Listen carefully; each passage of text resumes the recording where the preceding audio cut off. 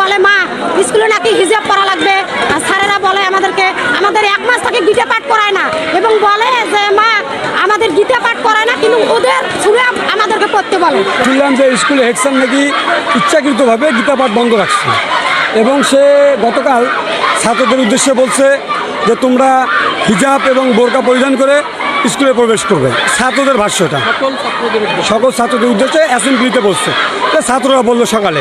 Scarf তো আমি যখন স্কুলে পড়েছি তখনও তো আমরাও পড়ছি, আমিও ক্লাসে বলি এবং স্যারও বলে, সবাই আমরা বলি যে তোমরা স্কার্ফটা পরে আসবে। স্কার্ফটা তো একটা ড্রেসের অংশ। স্যার বলছে যে হচ্ছে গীতাটা যেটা আগে হইতো সেটা হচ্ছে এখন আর হচ্ছে গীতা পাঠ হবে না। তারপর হিজাব মানে স্টুডেন্টকে, যারা হিন্দু স্টুডেন্ট আছে তাদেরকে হচ্ছে হিজাব পরে স্কুলে আসতে হবে, সবাইকে হিজাব পরে আসতে হবে। আর এর পরিপ্রেক্ষিতে এরা যখন প্রোটেস্ট করছে যে হচ্ছে আমরা হিজাব পরবো না, তখন মানে এক ধরনের বাধ্য করার মতনই আর কি, যে হচ্ছে না এখানে পড়তে গেলে হিজাব পরে আসতে হবে, হ্যান ত্যান এইরকম করে বলে আসছে।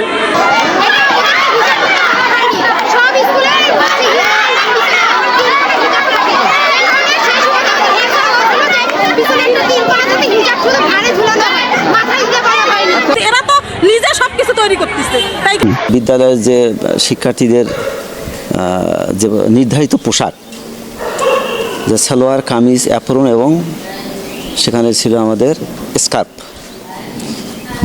তো স্কার্ফ অনেক বাচ্চা কাচ্চা পরে আসে না, তো আমরা এর ব্যাপারে মাঝে মাঝে অ্যাসেম্বলিতে আমরা গুরুত্ব সহকারে তোমরা মেয়ে মানুষ, তোমরা স্কার্ফ পরে আসার চেষ্টা করি। যেখানে